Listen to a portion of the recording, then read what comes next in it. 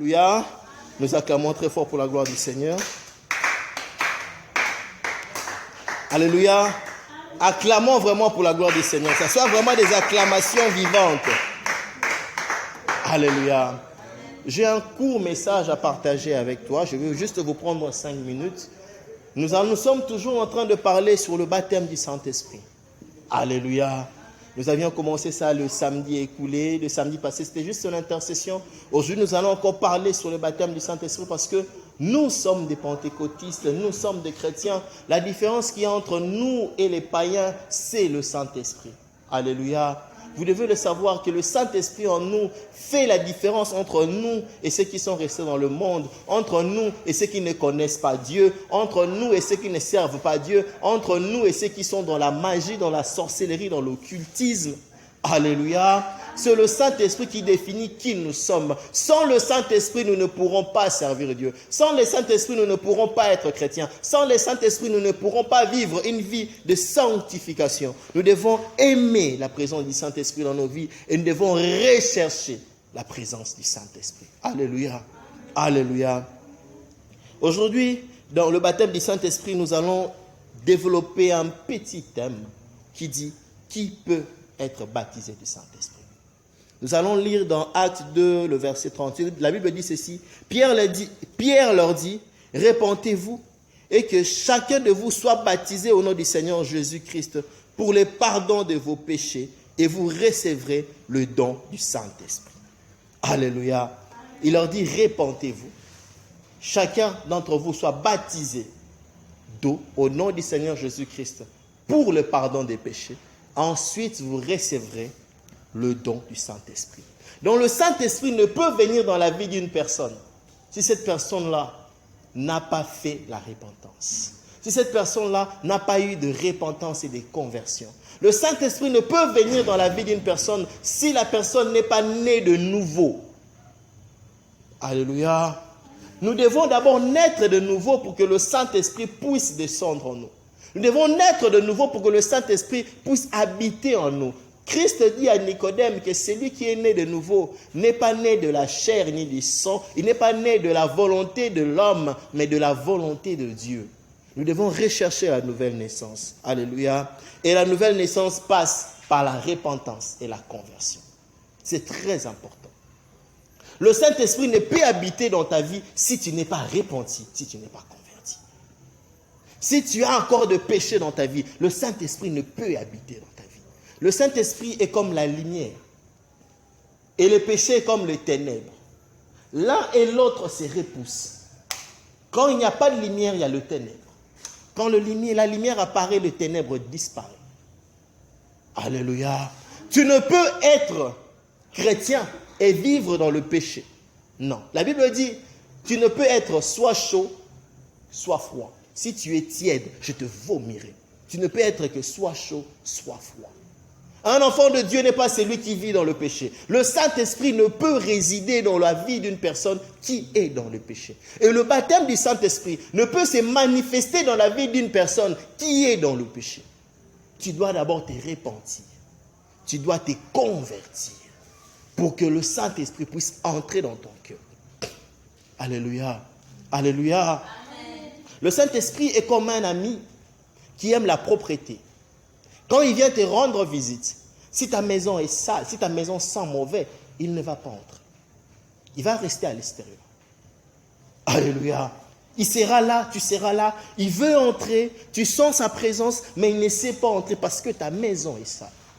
Je me souviens, je faisais le travail de commercial à Matadi. Je suis allé rendre visite à un client dans son activité. Il n'y avait personne chez lui à la maison, l'heure était déjà dépassée. Alors qu'est-ce que je fais ? Le matin, je suis allé chez lui à la maison. Il devait m'attendre quelque part parce qu'à Matadi, ceux qui ont été à Matadi, je pense que le frère Jérès est à Matadi. Je ne sais pas si quelqu'un d'autre a été à Matadi parmi nous ici. Ceux qui ont été à Matadi savent que la plupart du temps à Matadi, il y a de ces quartiers où il n'y a pas d'avenue claire. Pour aller dans la maison voisine, il faut passer par les voisins. Alléluia. Tu passes la maison du voisin, pour voir la maison là où tu es en train d'aller. Donc il n'y a pas de route directe. Quand cette personne-là achète une voiture, la voiture est obligée de rester sur la grande avenue. Bien, il doit aller trouver un endroit où parquer parce que sa maison n'a pas d'avenue claire. Alors le client est venu me prendre parce que sa maison était aussi quelque part un peu dérobée. Quand je vais le voir, c'était le matin, il était sorti, sa femme avait fermé la porte. Alors il a toqué, sa femme n'a pas ouvert la porte. Il est entré par la fenêtre et il ouvre la porte. Quand il ouvre la porte, je voulus entrer. Je sentis l'odeur des urines me taper dans les narines. Alléluia. Lui, il m'a invité à entrer. Quand je suis entré, je ne savais pas respirer. Je suis sorti. Je suis resté devant la porte. Je le regardais. Je ne savais rien faire. Il ouvre la fenêtre. Il avait compris.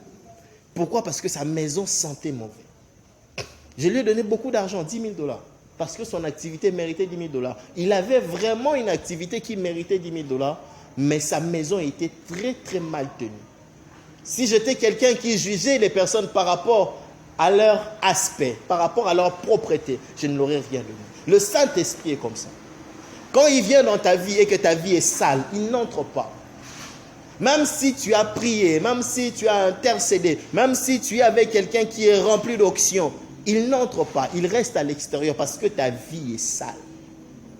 Tu dois d'abord te convertir. Alléluia. Qui peut être baptisé du Saint-Esprit? C'est lui qui est né de nouveau. La nouvelle naissance implique la conversion et la repentance. Pour être également baptisé du Saint-Esprit, il faut persévérer dans la prière. Nous voyons l'image avec les apôtres. Lorsque Christ a fait son ascension, il a dit aux apôtres, « Je vous enverrai le Saint-Esprit qui vous donnera la force d'être mes témoins dans la Judée. » Ils étaient plusieurs, mais ils sont restés dans la chambre haute, persévérant dans la prière. Alléluia. Ceux qui avaient eu peur et qu'ils étaient partis, le jour-là du baptême du Saint-Esprit, et ont manqué parce qu'ils n'étaient pas là. Le Saint-Esprit descend quand tu es repenti, quand tu es converti, mais quand tu persévères dans la prière. Il faut savoir persévérer dans la prière pour vivre la visitation du Saint-Esprit. Il faut savoir persévérer dans la prière. Alléluia. Il faut savoir persévérer dans la prière pour être baptisé du Saint-Esprit. Là, vous allez lire ça dans Actes 1, 13 à 14. Mais vous allez lire Actes 1 en entièreté et même aller jusqu'au début de l'Acte 2 pour que ça puisse vous renseigner un peu comment ça s'est passé un peu avec la Pentecôte. Actes chapitre 10, versets 22 à 46, mais vous pouvez lire Actes 10 en entièreté, nous renseigne que pour être baptisé du Saint-Esprit, on doit aussi être assoiffé de la présence de Dieu. C'est très important. Avoir soif de la présence de Dieu. Et là, c'est avec Corneille. C'est vraiment l'histoire de Corneille. Corneille était un Romain, mais qui aimait Dieu, qui demeurait dans la présence de Dieu, à tel point que l'ange est apparu à Corneille pour lui dire, va appeler Pierre pour que Pierre vienne vous parler, vous annoncer l'évangile. Il a envoyé l'ange appeler Pierre. Pierre vient dans la maison de Corneille et voit que Corneille n'était pas seul. Corneille était réuni avec ses frères, ses amis, dans des personnes intimes à lui qui aimaient Dieu. Corneille était quelqu'un qui aimait la présence de Dieu, qui aimait rester dans la présence de Dieu. Il n'était pas juif, il n'était pas éthiopien, il était grec. Mais Dieu le visitait, Dieu lui parlait. Pourquoi? Parce que Corneille aimait la présence de Dieu. Tu dois aimer la présence de Dieu. Tu dois avoir soif de la présence de Dieu. Avoir soif de la présence de Dieu t'obligera à prier sans cesse. Tu ne fuiras pas la prière. Même quand tu es seul à la maison, tu ne seras jamais fatigué de prier. Tu prieras à chaque instant, prier sans cesse. Et ce que j'aime avec l'histoire de Corneille, c'est que la Bible dit, lorsque Pierre s'est mis à leur parler de Jésus-Christ, ils ont été baptisés instantanément du Saint-Esprit. Ils se sont mis à parler en langue, ils se sont mis à prophétiser. C'était ahurissant. Pierre et sa suite étaient étonnés. Pierre a même dit, comment nous pouvons interdire, nous, le baptême à ce que Dieu a agréé lui-même? Le baptême du Saint-Esprit manifeste l'agrément de Dieu dans la vie d'un chrétien. Ce qui prouve que Dieu t'a agréé, c'est quand tu es baptisé du Saint-Esprit. Alléluia. Alléluia. Nous devons rechercher le baptême du Saint-Esprit. Tu dois prier pour que le Saint-Esprit puisse prendre assise dans ton cœur, que le Saint-Esprit puisse habiter en toi, que le Saint-Esprit puisse vivre en toi. Et tu ne peux vivre avec le Saint-Esprit si tu es un pécheur, si tu es dans le péché. Répands-toi, convertis-toi. Alléluia.